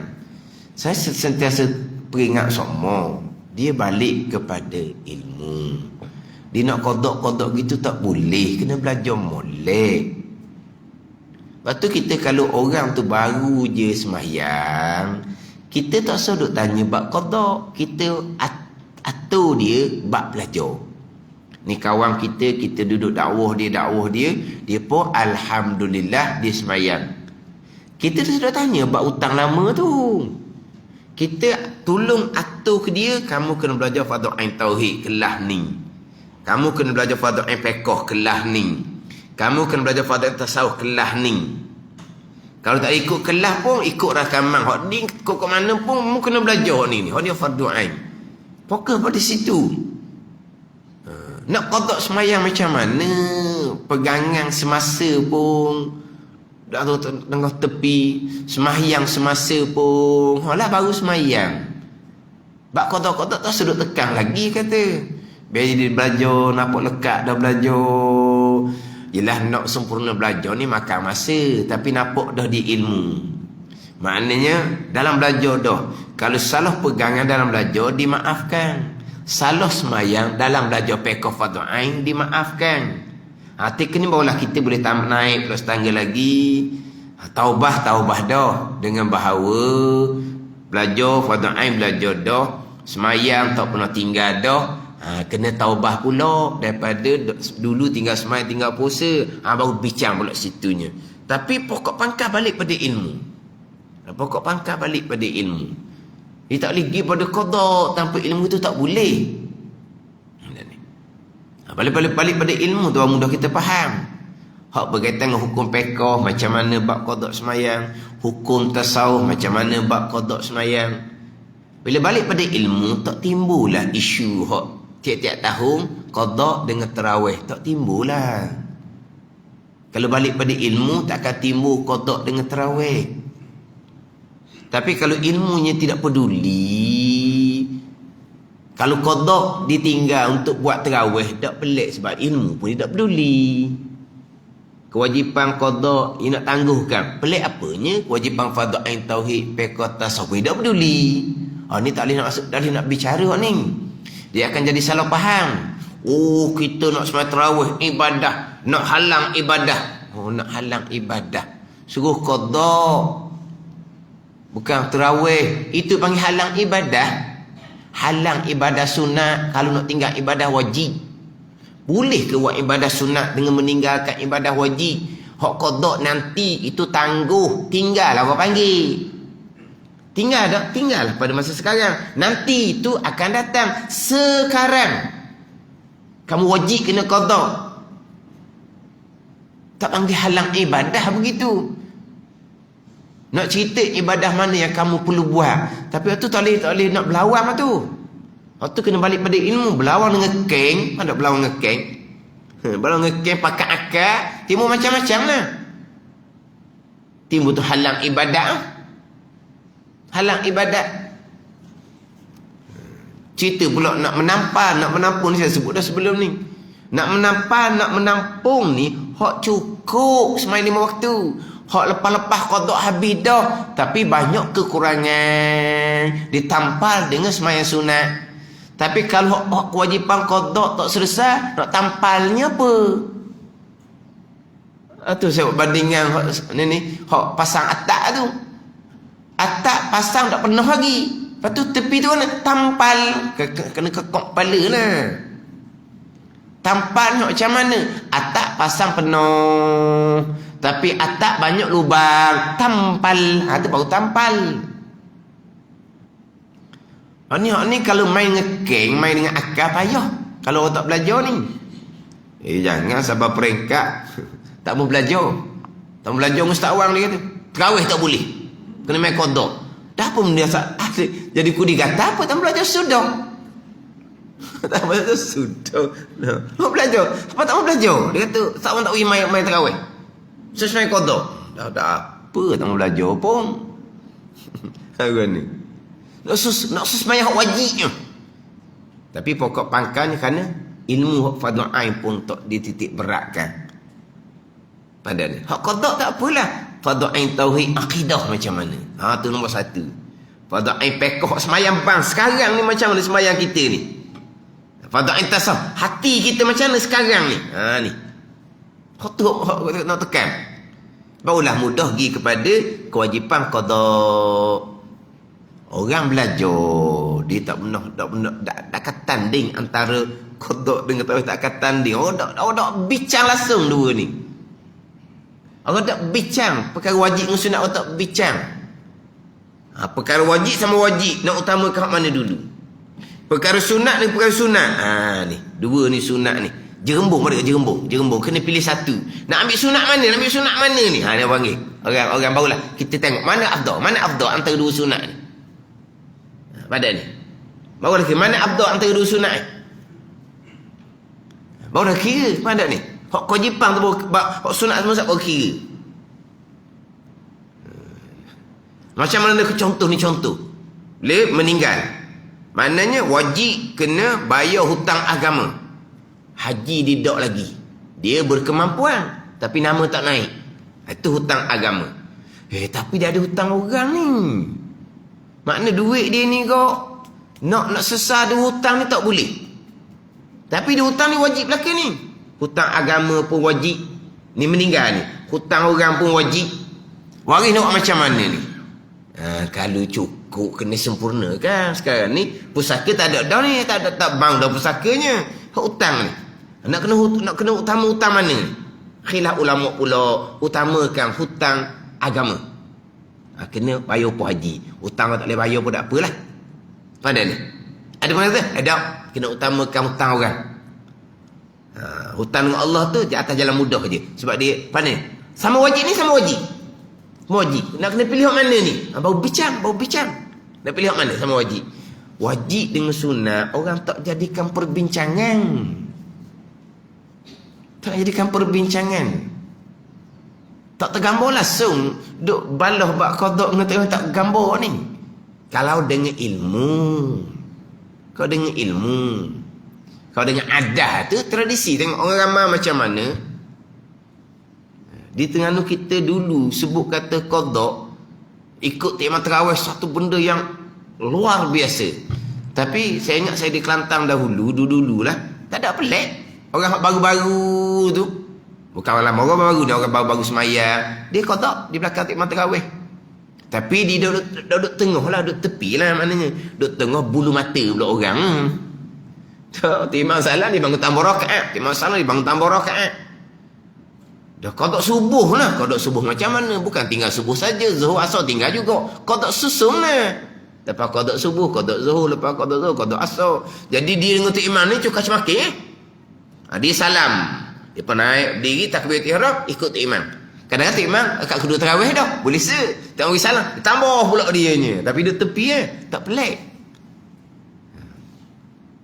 Kalau orang duduk pondok ni gitulah. Orang duduk pondok ni dia adalah sejarah-sejarah tu tinggal semayang.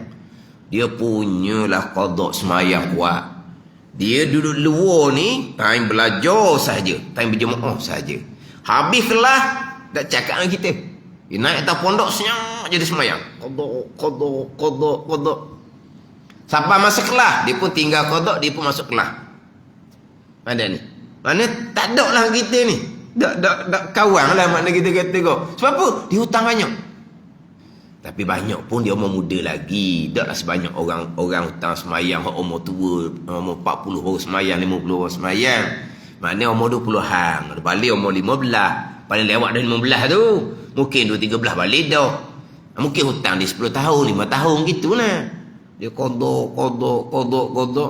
Lepas tu barulah nampak lega. Tapi Tuhan beri ke dia rajin semai sunat. Dia semayang banyak masa kodok tu. Kita duduk bersembang je. Habis kelas duduk bersembang tepi-tepi pondok. Dia duduk, dia semayang. Tapi semayang dia wajib, hak terpaksa. Jadi Tuhan beri ke dia semayang hak terpaksa ni. Apabila Tuhan beri dia banyak, main tu banyak, habis hak wajib ni, hak sunat dia cukup rajin. Itu bahagian dia. Sebab dia terpaksa semayang hak wajib kena banyak. Dah kita ni tak ada hutang. Nak banyak hak sunat ni malah benda sunat. Dia terpaksa kena banyak sebab wajib. Tapi Tuhan beri ke dia gitu. Lepas habis hak wajib, hak banyak ni, hak sunat tu dia cukup rajin. Tapi lepas tu dia bersaing lah, bersembang lah juga. Tapi makna dia tu memang kuat semai sunat. Dia rajin main sunat. Ada duduk pondok ni dia kodok semayang sampai bekok kaki. Sampai bekok kaki dia kodok semayang. Tak siapa kata tangga tu, tapi punyalah dia yang sungguh. Sebab apa? Sebab nak selesai hutang mati bila-bila masa. Ni cerita orang muda ni. Oh tu hak nyakit ada package apa nyakit. Oh nak cerita hasmai terawih. Penyakit hak cukup package tu, kan package kala ni. Package ni ada ni 2-3 penyakit package tu. Oh nak bincang tarawih dengan qada. Tu kata dia kena balik pada ilmu lah. Kalau tak balik pada ilmu ni tak ada bicara, kita tak boleh nak bincang tu. Sebab nak bincang qada macam mana kalau ilmu akidah fardhu ain pun tak peduli, ilmu hak fardhu ain fiqh dak peduli, nak bincang macam mana qada. Dan saya pun takkan tekan qada selagi tak belajar fardhu ain.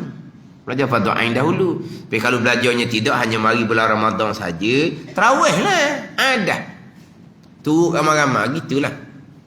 Tapi hak tu bahagian masing-masing. Kita dapat Allah telah tetap dah pada azal. In khairan fa khairun wa in syarran fa syarrun. Tuhan kehendak kebaikan, kebaikanlah seseorang. Tuhan kehendak kejahatan, kejahatanlah seseorang. Saya sebut pula hak berkaitan dengan semayang sunat. Dalam keadaan semayang qada tak selesai tu, hukum fiqh dia haram. Dan kitab Sabila ke, dan kitab Begitu Tulak ke, kitab Kifayatul Muhtadi, kitab tak kau jawi belaka. Kalau kitab Fatul Mu'in hak saya ngajar malam lepas isyak hak kitab Arab tu memanglah haram.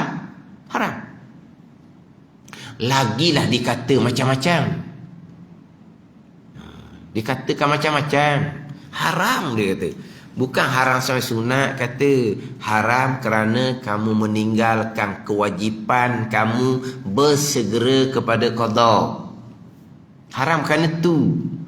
Tu saya sebut bandingan tu. Bandingan macam mana kita nak semai sunat, mak kita panggil, mak kita terlantar, dia panggil kita segera.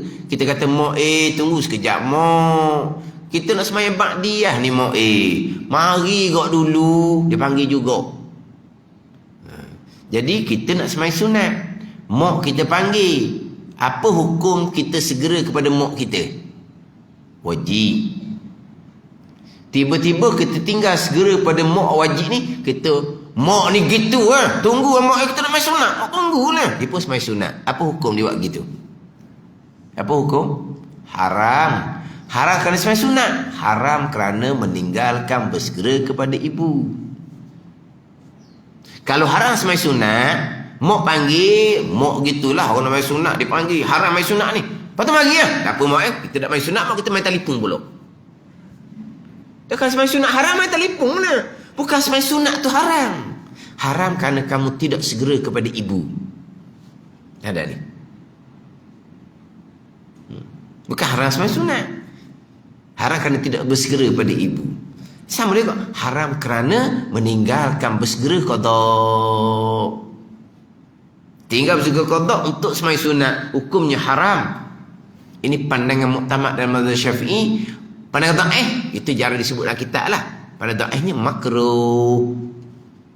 Makruh, tak ada orang buat makruh Tapi pandangan muktamad haram. Ini hukum pekor. Hukum tasawuf pula macam mana? Kita tidak takut akan Allah dan kita tidak ingat akan kematian bila-bila masa. Sebab tu kita boleh tinggalkan, boleh tangguhkan hutang kita. Satu waktu nama tercatat di pintu neraka. Kita akan dibentang di mahsyar satu hulayang. Satu hulayang. Tengok waktu subuh tak ada, waktu zuhur tak ada semayang, waktu asar tak ada semayang. Kita nak menghadap Allah Ta'ala seumpama tu. Waktu ada ni, tambah nak menyelesaikan kewajipan, nak semayang sunat, memang gelak gambar sangat lah. Tapi itu kejahilan. Lepas tu kata perkara ni, memang kalau kita sebut mengajar secara umum ni, mudah je lah orang mengajar, orang belajar. Tapi kalau orang dengar kot luar, saya sebut pula dalam Masjid Putih Terengganu FM, memanglah minggu lepas saya sebut haram tu. Jadi yelah, orang kata macam-macam. Orang kata direct ke saya pun orang yang sampaikan. Orang mengaji lah. Dia kata kawan dia kata macam-macam ustaz. Ustaz kata haram. Orang buat ibadat pun haram. Kenapa? Dia kata ada ibadat haram. Tapi bukan ibadah lah. Buat salah tu haram lah. Tak kena cara mah haram. Sebut dah radio. Dah kena sebut hukum gitu lah. Tapi saya nak tekan sama dah. Kok ke mana? Balik pada ilmu. Kalau tak bicara ilmu ni, kita pun tak ada nak cerita. Dia nak cerita. Jadi kalau nak cerita bab hukum wajib dengan sunat, bab pahala wajib dengan sunat orang tak banding. Terawih bulan Ramadan saja selesai hutang tu awal-awal, belum masuk bulan Ramadan. Tak selesai juga, tetap fokuskan kewajipan. Lepas tu nak pergi masjid juga, semayang qada di belakang tu imam tarawih. Lepas tu orang tengok, orang kenal dah muka kita orang sekampung, tahu dah perangai kita masa muda kan. Tua-tua ni bojuhnya, masa muda jangok, rambut jebol. Kenapa kau orang? Malu saya, malu. Tak apalah. Kita semayang qada, semayang wajib ni, mudah kita nak pelihara hati daripada riak, ujub, takabur. Ni kita hok banyak salah ni. Kita qada semayang mudah pelihara daripada riak, ujub, takabur. Yang besar di hati kita syukur. Boleh qada satu waktu, syukur sangat-sangat. Boleh qada satu waktu, syukur sangat-sangat. Sebab apa? Qada saja nama terpadam di pintu neraka. Qada saja nama terpadam di pintu neraka. Mana boleh qada? Kena keperbanyakkan kesyukuran. Nak tunjuk ke orang kita banyak qada, nak tunjuk macam mana? Malu. Kata-kata hak wajib mudah nak jaga hati daripada riak, ujub, takabur. Nak takabur macam mana? Banyak mana semayang tinggal. Sebab tu di sebenarnya semayang tak ada. Ibu bapa wajib kena pegang umur 7 tahun tu, pegang dah. Pegang kemah-kemah ni 7 tahun ni. Siapa balik umur 15 paling lewat. 8 tahun ni tu pegang kemah-kemah. Ada kata tak ada berlaku tinggal semayang. 7 tahun ni pegang dah. Subuh dia tidur lewat, dia bangun mengatuk, dia kena akak ke kenapa pun tetap kita kena akak dia. Akak lagi bila air atur dia kecing, sudah kecing, ambil wuduk ke dia, ngatuk juga, sigang mandi terus sebenarnya. Maknanya 7 tahun pegang dah ke? Pegang dah, satu waktu tak boleh tinggal. 7 tahun sampai umur 15. Mana pun ni, dia sudah sebati, dia sudah kemah dengan semayang. Mana ada tinggal semayang? Tak ada qada semayang. Hak tu hak didikan hak sebenar. Hak didikan hak diatur oleh Nabi SAW. Kenapa berlaku tinggal semayang? Kadang-kadang kita masa budak-budak, semayang kita ni mak ayah buat. Tanya semayang, ngatuk semayang lawang dah mengatuk. Jadi mak ayah tu dia buat semayang ni buat lebih kurang. Bila anak tu balik, dia akan lebih kurang je semayang. Tapi kalau mak ayah masa budak tu pegang dah, insya-Allah budak tu tak akan tinggal semayang. Sebab tu menjadi kewajipan, wajib. Wajib ibu bapa ni 7 tahun wajib. Bukan sunat-sunat, wajib. Berdosa kita kalau kita tak pastikan dia semayang perlu dengan ilmu. Makna apa? Tak ada tinggal semayang. Kalau dapat didikan yang seumpama ni. Tapi berlaku tinggal semayang, kena bertaubah lah, kena qada. Tapi belajar molek dahulu. Belajar. Bukan qada, belajar biar betul akidah, biar betul semayang bang, biar betul hubungan hati kita dengan Allah Subhanahu wa ta'ala. Ni biasalah tiap-tiap tahun nak masuk bulan Ramadan timbullah qada dengan tarawih. Wallahu a'lam. Bismillahirrahmanirrahim. Alhamdulillahirabbil alamin. Wassalatu wassalamu ala sayyidil mursalin wa ala alihi wa sahbihi ajma'in. Allahumma iftah alaina futuhal arifin. Allahumma allimna ilma akdamin wa fahimna famasabikin warzuqna ruqat talibin. Allahumma zidna ilman wa alhiqna bis salihin. Wa sallallahu ala sayyidina Muhammadin wa ala alihi wa sahbihi wa sallam. Walhamdulillahi rabbil alamin.